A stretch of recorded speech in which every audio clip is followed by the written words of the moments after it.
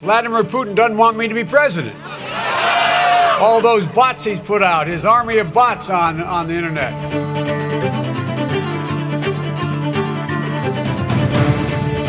They identified that they're putting up bots for me, thousands of them misrepresenting me, saying lies about me. In order to be a Russian asset, Allison, you don't have to be a witting or a willing participant. Jill Stein was promoted by pro-Russian outlets and bots. Why are pro-Russian outlets and pro-Russian bots and MAGA and Steve Bannon and Tucker Carlson, by the way, loving Tulsi Gabbard? People's data and private messages have been stolen and sold after you've let Russian bots try to throw the 2016 election. We don't know who some of those people are. They're not checked by Twitter right. of who they are. They could be people. Russian bots. They That's can true. be paid. Jill Stein in 2016 and the Russian bot supporting her and supporting Putin's interest.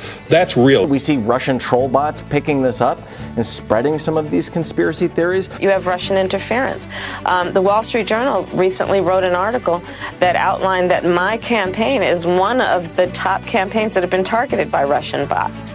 Even in the last week, according to reports to NBC News, there were 5,000 Russian bots eliminated from Twitter. Russian bots use social media to mislead voters and tell them that they could, quote, vote from home by simply texting a code or going online. She's a favorite of the Russians. They have a bunch of sites and bots and other ways of supporting her so far. The whole point of this particular conspiracy theory is that Russia didn't really carry out the hack of the Democratic Party. Russia didn't really mess with our election in the 2016. This is a conspiracy theory that has been pushed by Russia, by Russian bots, by far-right sources.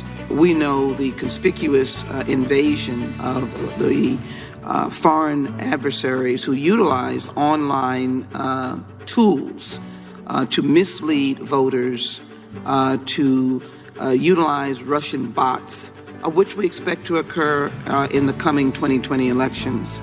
So we are putting ourselves in a very difficult challenge if we don't look at the source of news. Michelle says, yet Russian bots tweet freely without any curb from Twitter. How's that work? If we just take stock, one step back from the creation of a black identity extremist report linked to the digital blackface of Russian bots and white nationalists who are caricaturing the threat of black and brown people in this country.